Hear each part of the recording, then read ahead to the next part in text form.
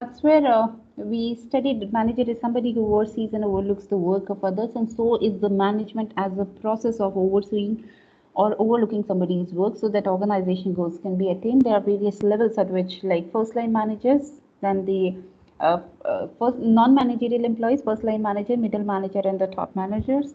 We did talk about the various ways of classifying what do managers do in terms of the skill set, in terms of the function, in terms of the roles that they play. Then we talked about why study management and universality of the management, and we did so through irrespective of the kind of function that you are in, the kind of organization that it is, we would always require principles of management. So that is where we did touch upon innovation as well. That's another thing as a manager you should be encouraging in the organization. I think I did touch upon the word entrepreneurship to leave you with certain thoughts on entrepreneurship, more to be discussed and deliberated when we talk about entrepreneurship. We did talk about manager's role is changing, it's rewarding and challenging at the same time. Because rewarding, you get to do something worthwhile. So that's a reward in itself, right? A good job done is always a good job done. That itself should be rewarding.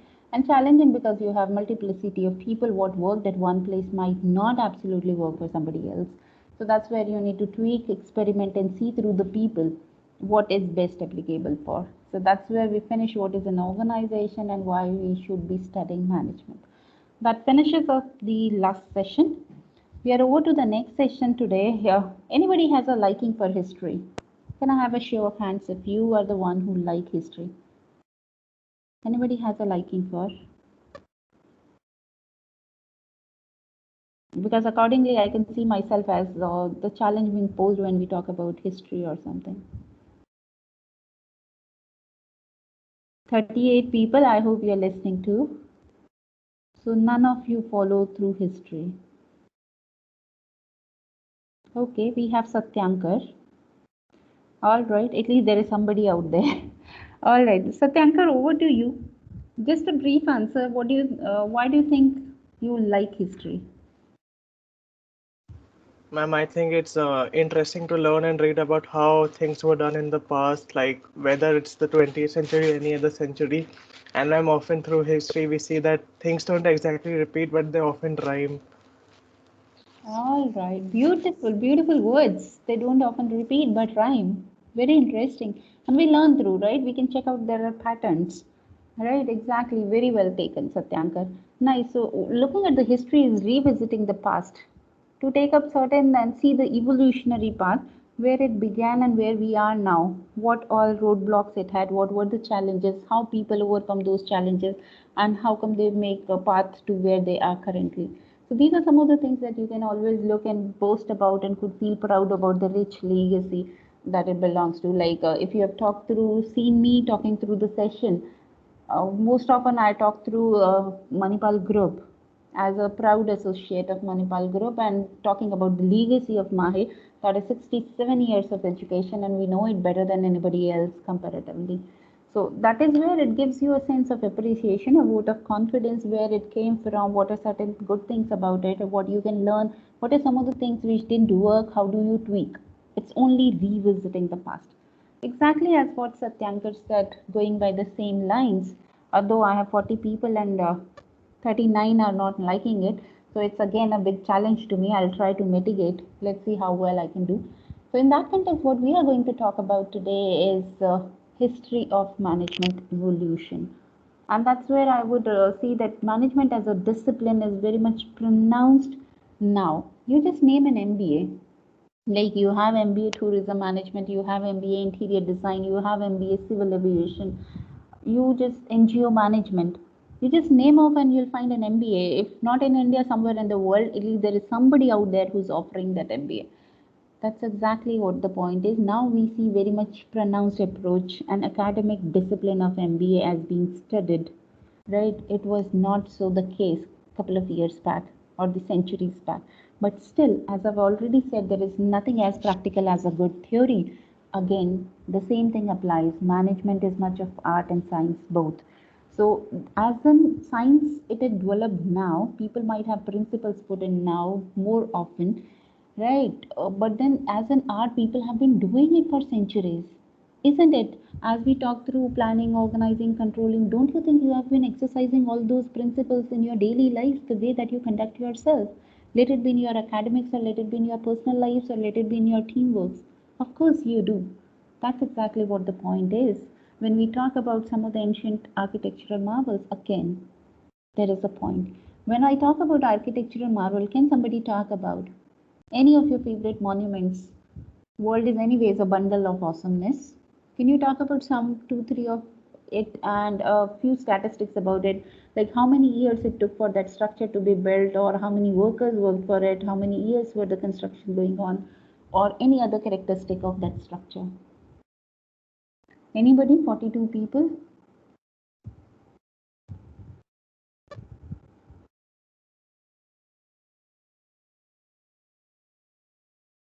I guess Taj Mahal is one of the biggest example in India. It took 20 years, I guess, to get built. I must say intelligent guess if you don't Google. 20 years. All right, Garb. Somebody apart from Garb. Somebody else. Then the pyramids of Giza.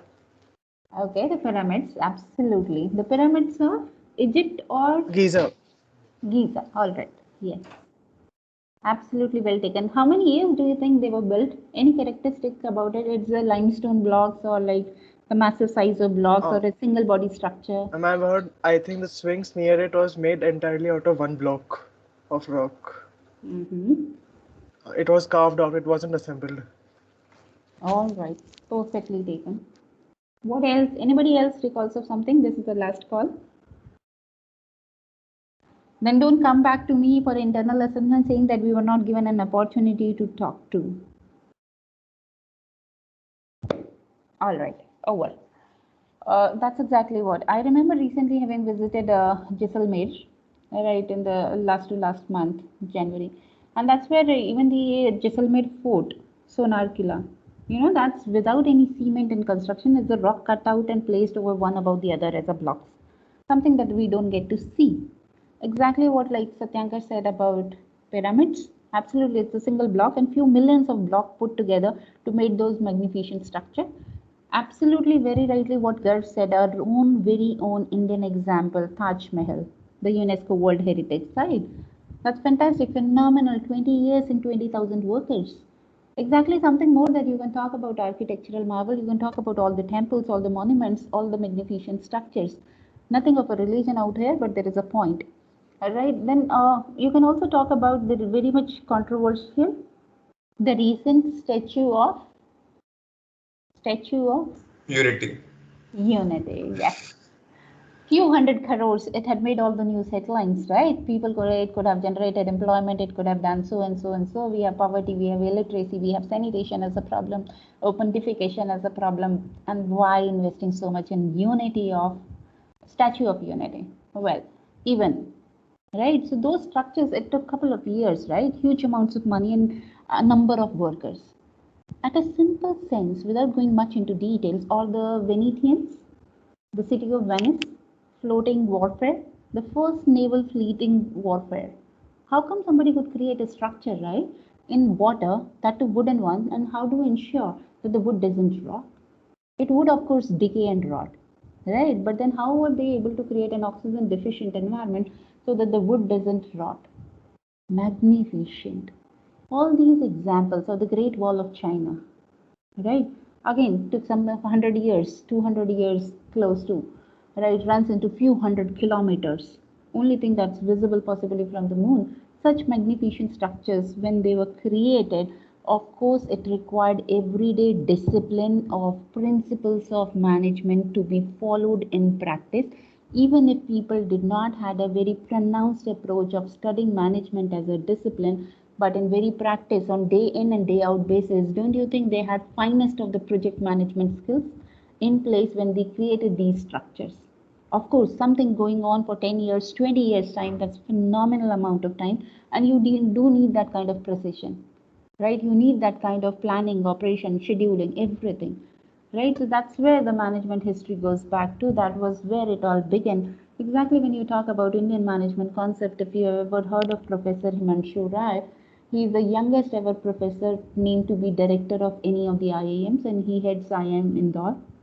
And he is a very prolific speaker on Indian management thought, and he talks about Bhagavad Gita, or Indians' very own Arthashastra. That's one of the things that you'll come across in Indian management. So that is where maybe people didn't have that kind of an approach, but still in principle and in practice, it was very much followed through. These structures were built to the like Taj Mahal. It was built to the fancy and the whims of the reigning emperor, right? Shah Jahan. But then, more than that, there were principles of management being followed in day out and day out, day in and day out when these structures were built.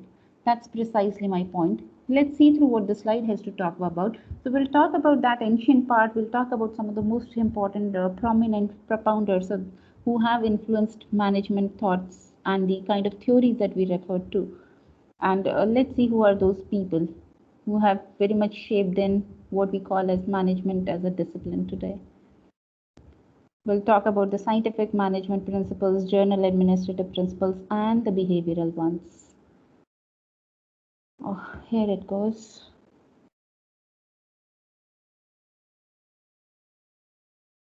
I think slides are visible to you. Yes, ma'am, they are visible. All right.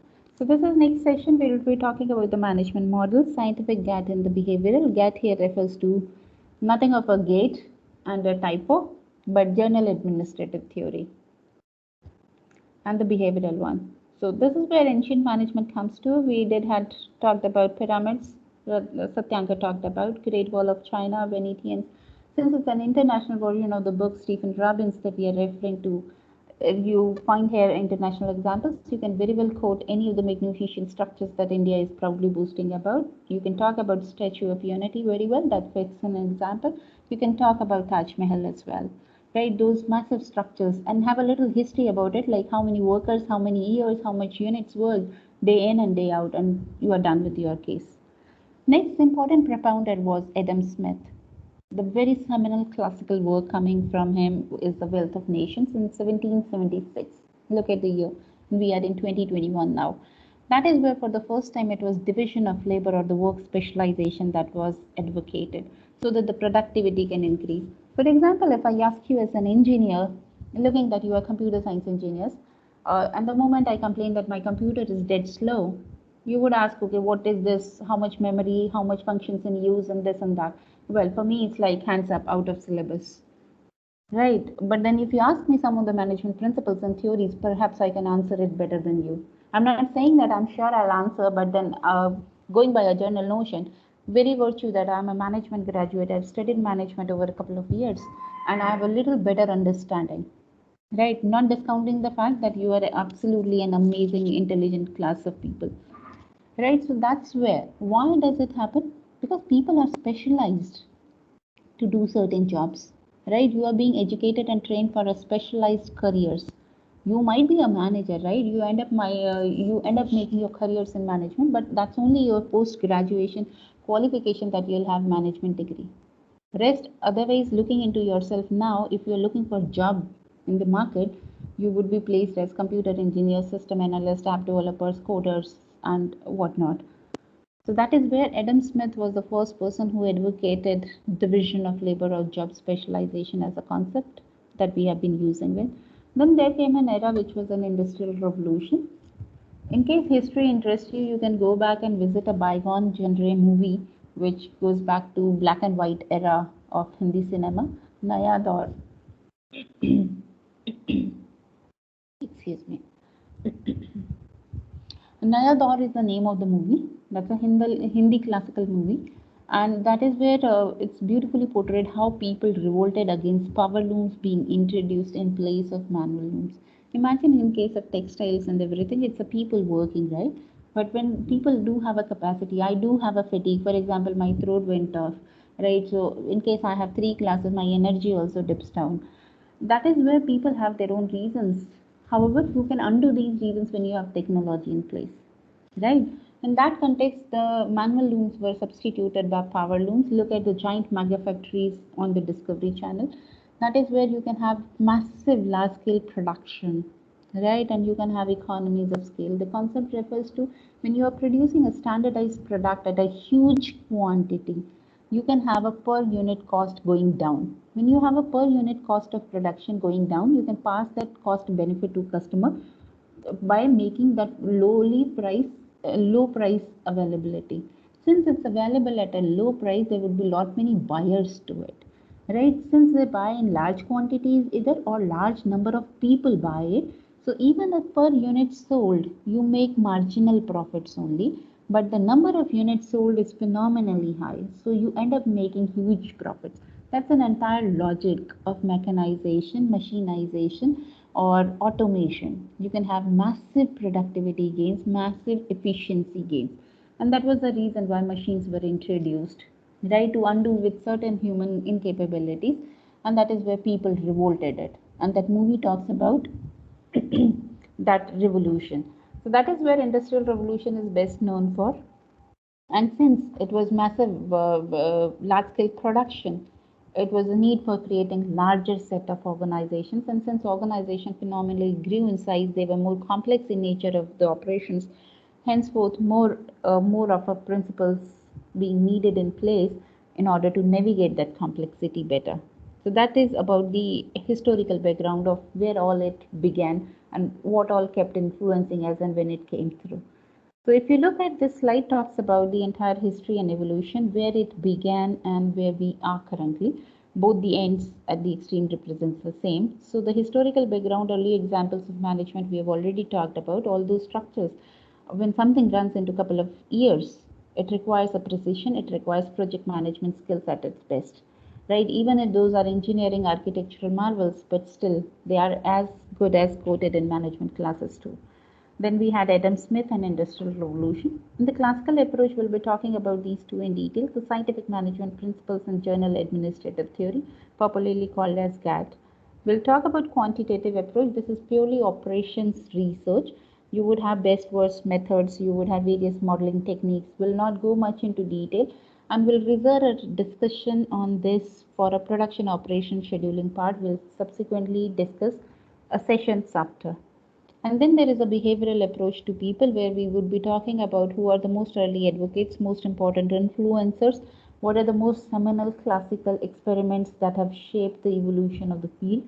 And then we'll talk about organizational behavior, which is studying human behavior in the organizations, which happens to be my area of specialization also. And this is one paper with the same name, organizational behavior. You look at any of the IIMs, any MBA structure, the very first semester you would have this course on organizational behavior. This is foundational.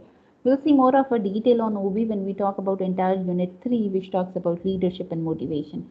These are the concepts that we have borrowed from the organizational behavior field. Then comes to the current one, where we are right now, is contemporary. Contemporary, the very word contemporary is something which is in vogue, which is in fashion, which is very much happening now. Right, so in that approach to management, we have two approaches. One is a systems approach, another is a contingency one. Let's look at the slide and then explain, though I can explain here as well. Let's switch to slides. So this is where quantitative is about operations research. You'll have various algorithms being working, various mathematical models in place. So it is a discussion of part and production operations. Contemporary has two parts, systems and the contingency. As I say system, I'm sure you are able to reconnect to some of the preceding sessions of organizing, where I said it's something like arranging a jigsaw puzzle, putting the pieces together so that you have a meaningful output, right? Or you as computer science engineers, I can appreciate if you understand what is a system, something as an input being processed and then you get an output, isn't it? That's where a system output is generated. Like a lot of data being fed into, and then you have some meaningful reports coming out. That's a systems approach. Again, in the organization, look at the organization. Organization borrows certain things from the society, it processes them either in products or service, depends upon the nature of the business, and then gets back to the society. So there is an input, there is a processing, and there is an output. Again, another example that you can possibly draw is an analogy that you can talk about any of the human body systems, let it be circulatory system or the musculoskeletal system. They are independent in themselves, but they work in tandem with each other, in association with each other, interdependently. They're all independent components, right? Circulatory system in itself is complete. So is a nervous system. isn't it? But then they all work in association as interdependent components to have a wholesome unit output for the various mechanisms in the human body. Exactly, when you talk about an organizational work settings, an organization ultimately delivers a value to a customer or articulated in terms of vision and mission of the organization. But it has various subcomponents or the subsystems, something like HR department. In totality, HR is an independent unit, so is production, so is IT, so is operations. But they all, IT, operations, HR, finance, everybody works together, right, interdependently, so that the organizational output in whatever way that they are dealing is the best customer service or the best value proposition, right? That is where the systems approach is very much popular in the organization. Those who have been following operations research or supply chains would again be able to appreciate that the systems are interconnected. Where does it start from, where it goes? There is a process, cycling process it follows. So that again gives you a value chain, gives you an idea of systems approach. Contingency, if you look into the very literal meaning of contingency, the dictionary one, it's like situation. It depends. That's what one of the situations that I find myself often in when I ask any question to the class and the student says that it depends. Characteristically, yes, you are very right. Because it depends is a seminal answer that fits into every situation that somebody can toss you at. Because the moment you change your variables and the contextual factors, everything changes, isn't it? So that's exactly what contingency approach to management says, that you might have scientific principles in place, you might have principles of management in place, you might have everything else as a theory, as concept, as framework, but then go back to the exceptions. Science also has exceptions, isn't it? And every time you were asked to remember exceptions very carefully, isn't it? Exactly by that logic that we are dealing with people in the organizations. So every time a set of constraints, operating factors would be different. What would have worked yesterday would not be feasible today. Or what might have worked with one set of people would not work for another set of people. That's where contingency feeds into. For example, when I look at your answer sheets, it's one me professor, right? 45 minutes of a session and me talking the same content to all the 60 people. But if I ask you to reiterate any one thing that you picked from the session, you would have your own choices. Maybe you'll talk about an example that I talked through. Maybe you'll talk about a story that I built in. Maybe I talked about something which interests you. So, or maybe you'll talk about a concept that we talked through. Right? Even in the concept, people would pick different concepts, isn't it? Why does it happen? Because it depends what interests me and what is my recall value. Right, exactly the same way. Remember and revisit that Charles Bentham Steele? Again, for a manager applying all the theories of motivation in place, like incentivizing, like sacking people, like threatening people, it didn't work. What it worked was as an exception that, okay, a makeshift leadership board where people know that this is what my competitor is doing and this is what I'm doing. Simply measuring that and letting people know put in the competitive spirit, and it went on to become the highest steel producers. That is where contingency fits into. Or for example, when I have a 9 o'clock class and I'm somebody who doesn't allow latecomers, when I have in-person class, right, online you can hop on and off anytime for various reasons. Connectivity also at times is to be blamed for. That is where I ask people who are sitting in the chairs, like say in a 60 people class, I have at least 40-45 people in chairs and rest all standing at the gate to be asking for entry. I ask people in the chairs, how many of you had been at my place would have allowed? There are variations in answers. Somebody says, okay, I wouldn't mind. Somebody says, no, I wouldn't. And various other permutations, combination. Why?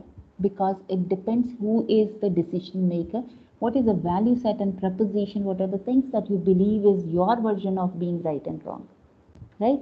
That's exactly what is contingency. It depends on situation to situation. So the contingency approach to management says there is no one standard universally applicable management principle.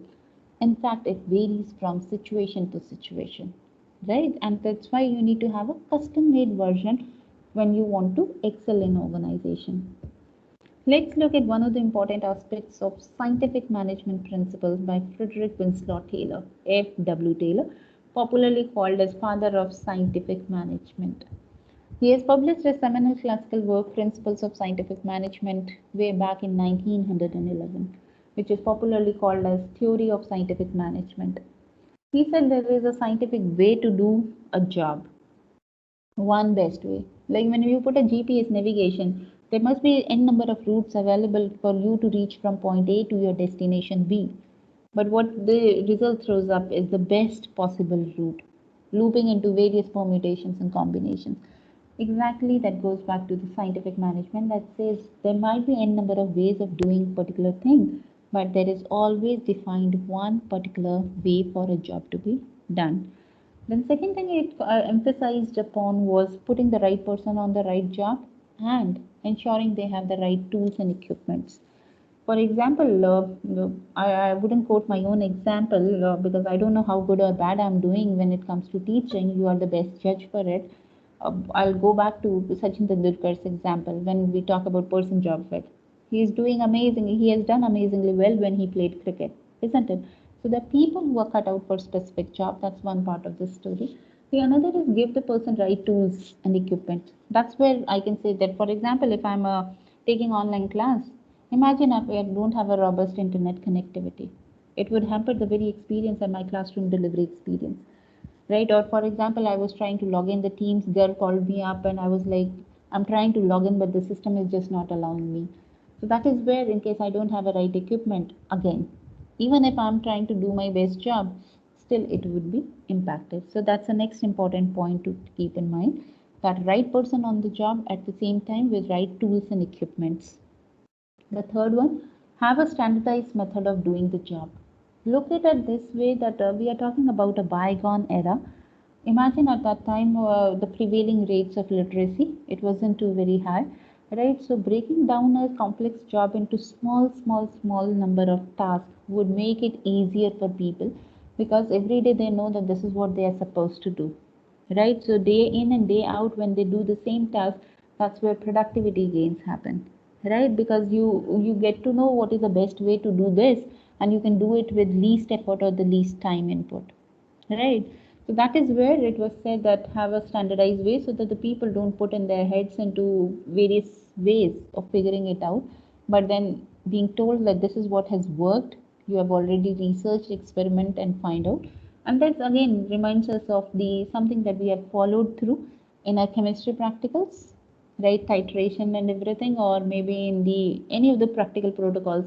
For your physics, you might have those resonance experiments or the concave complex mirror experiments or the magnetic prism experiment, isn't it? So there was a protocol that you were supposed to follow to set up an experiment and make certain observations.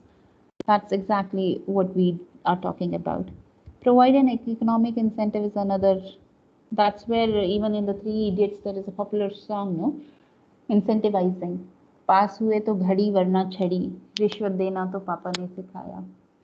That's exactly what the point is. We have all grown up with our own being spoiled by our parents. Okay, you get 100 on 100 in mathematics and you'll get an iPhone. Or maybe, I don't know your generation, what are your whims and fancies too. But that's something people would have been asking about, or a Mac Airbook, or something like that, isn't it? So that's exactly what incentivize, that gives you a push to put up your best show. Let it be 10 on 10, let it be your admission in a favorite branch at a favorite engineering institute, whatever it be. That's where economic incentives, they push for the productivity gains. That's a proven science. And we go back to the principles of scientific management when we say incentives motivates people. Going further, let's talk about the four important principles of Taylor, the scientific management principles.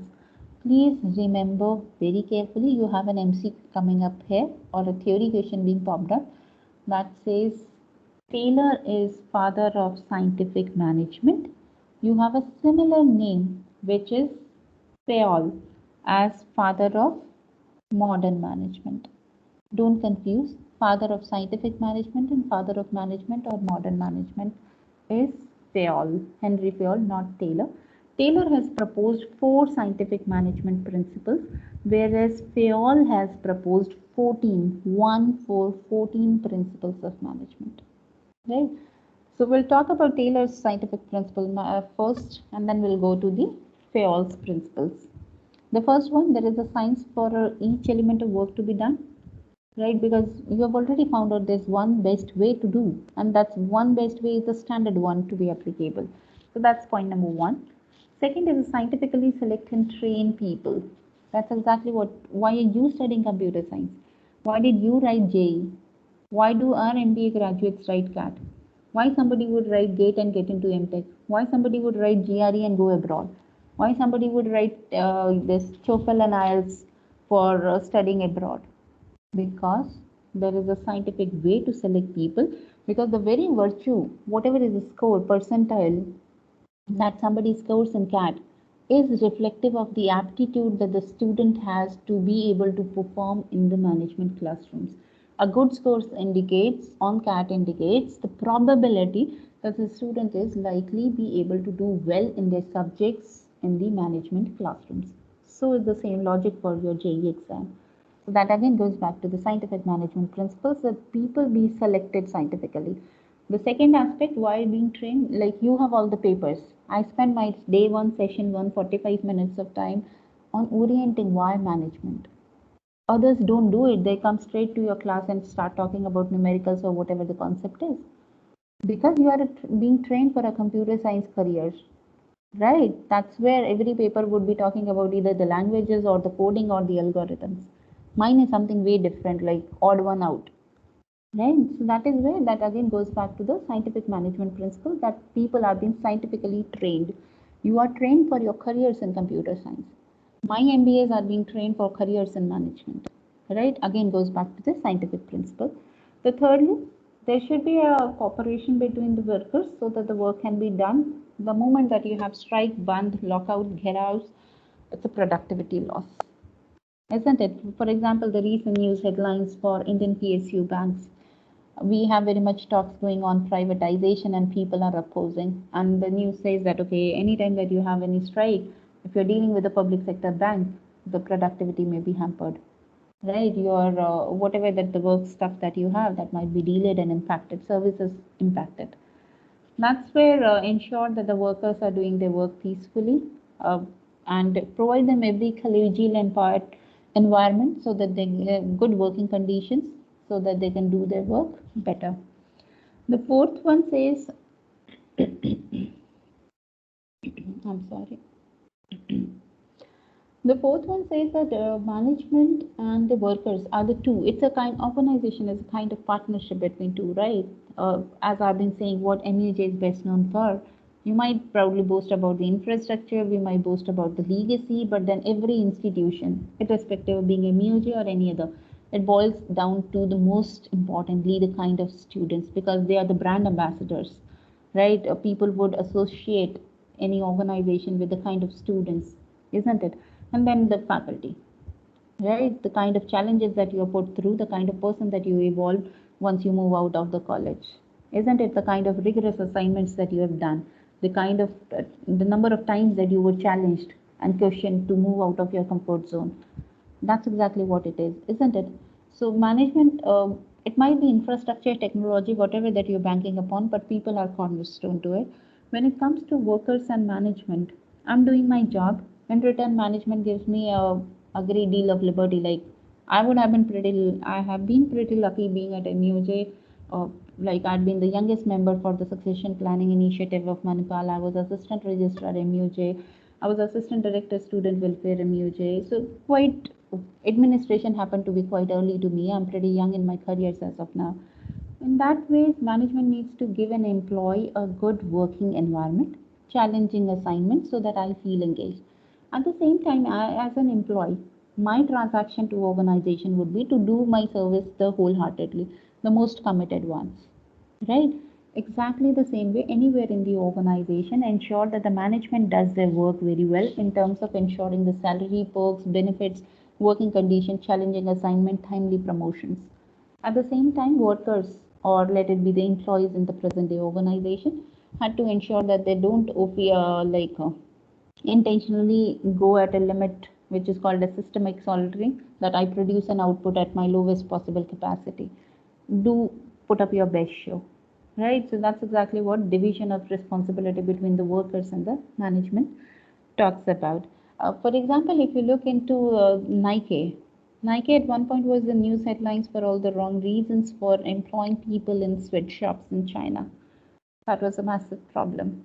The reason being just because you have too much of population and just because you have too low of education doesn't mean you are too powerful a company. You can pay away peanuts and get the work done. So that's where it has to be tweaked into and see through you provide good working conditions. Even for the we are placed at a situation, we are placed at a location whereby we have next as Bagru prints, which is internationally famous. You walk into the Bagru market here and look at any piece of scarf for a Bagru print, right, and note the price. You visit any of the Fab India stores at Vaishali and pick up the same piece of scarf and look at the price tag. I wonder and I bet if you find the same phenomenal price margin is passed on to the local artisan way back at Bagru, does Fab India does that? How many times does the company do that? So that's where responsibility has to be equally divided in terms of management and the workers. That's where we end our discussion today. We'll continue with general administrative theory, Henry Fayol and his contribution in the next class. Any questions, observations that you have for me? Yes, no? No, I'm not as such. It's okay. All right. Thank you. One thing. What was the exact price of that scarf in Bagru and that in Fab India? It's a huge margin. I don't exactly, I'm poor with statistics. I don't exactly remember the price tag, but next time if you do visit, please take a note of. But it's huge margins. Yes, ma'am. All right. Yes, one thing I don't know if I made an announcement or not. When we are done with the unit one, I'm still short of 2-3 sessions. We'll have